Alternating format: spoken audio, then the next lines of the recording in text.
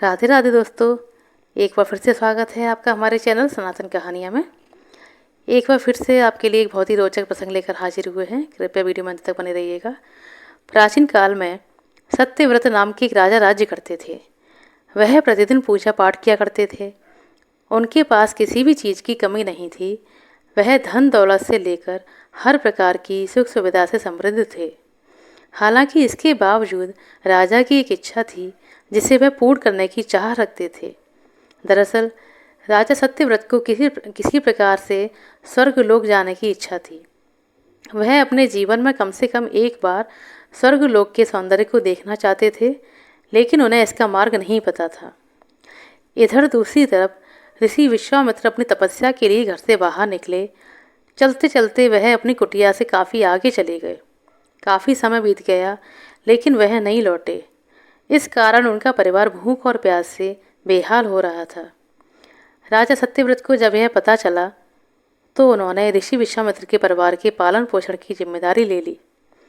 कुछ समय के बाद जब ऋषिवर लौटे तो वे अपने परिवार को कुशल देखकर काफ़ी प्रसन्न हुए। उन्होंने पूछा कि उनकी अनुपस्थिति में आपकी देखभाल किसने की है। इस पर ऋषि के परिवार वालों ने बताया कि राजा ने उनके पालन पोषण की जिम्मेदारी उठाई थी। यह सुनकर ऋषि विश्वामित्र तुरंत राजमहल पहुंचे और राजा से भेंट की।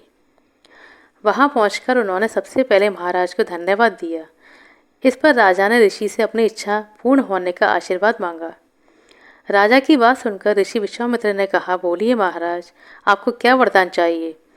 तब महाराज ने कहा, हे मुनिवर, मुझे एक बार स्वर्गलोक के दर्शन करने हैं। कृपया मुझे वहां जाने का वरदान दें। राजा की प्रार्थना सुनकर ऋषि विश्वामित्र ने एक ऐसा रास्ता बनाया जो स्वर्गलोक की ओर जाता था।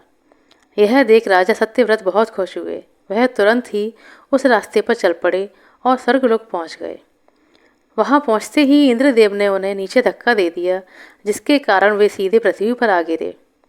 राजा सत्यव्रत ने ऋषिवर को तुरंत सारी घटना बताई।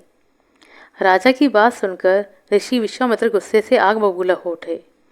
उन्होंने तुरंत सभी देवी देवताओं से इस बारे में बात की और समस्या का हल निकाला, जिसके बाद राजा के लिए एक नया स्वर्गलोक बनाया गया। नए स्वर्गलोक को पृथ्वी और देवताओं के स्वर्गलोक के बीचों बीच स्थापित किया गया, ताकि किसी प्रकार की परेशानी ना हो। नए स्वर्गलोक से राजा सत्यव्रत बहुत खुश हुए, लेकिन विश्वामित्र को एक चिंता लगातार सता रही थी। उन्हें डर था कि नया स्वर्गलोक कहीं जोरदार हवा के कारण गिर ना पड़े। अगर ऐसा होगा तो राजा सत्यव्रत दोबारा से पृथ्वी पर आ गिरेंगे। काफ़ी सोच विचार के बाद ऋषि विश्वामित्र को एक उपाय सूझा। उन्होंने नए स्वर्गलोक के नीचे एक बहुत लंबा खंभा लगा दिया, ताकि उसे सहारा मिल सके। ऐसी मान्यता है कि नए स्वर्गलोक के नीचे लगाया गया खंभा एक विशाल पेड़ के तने के रूप में परिवर्तित हो गया। यही नहीं, कुछ समय के पश्चात जब राजा सत्यव्रत की मृत्यु हुई तो उनका सिर एक फल के रूप में परिवर्तित हो गया। तभी से इस खंबे को नारियल का पेड़ कहा जाने लगा, जबकि राजा का सिर नारियल के रूप में जाना गया। यही कारण है कि नारियल का पेड़ इतना लंबा होता है। इस कहानी से हमें शिक्षा मिलती है कि अगर सच्चे मन से किसी की मदद की जाए तो हमारी हर मनोकामना पूरी हो सकती है। आशा करते हैं दोस्तों आपको हमारे द्वारा सुनाया गया छोटा सा प्रसंग अच्छा लगा होगा। यदि आपको हमारा वीडियो अच्छा लगा हो तो कृपया हमारी वीडियो को लाइक करें, शेयर करें और हमें सपोर्ट करें दोस्तों। हमारे चैनल सनातन कहानियाँ को सब्सक्राइब करें। आपका बहुत बहुत धन्यवाद दोस्तों। आपका दिन शुभ हो। प्रभु श्री हरि की कृपा हमेशा आप पर बनी रहे। धन्यवाद दोस्तों।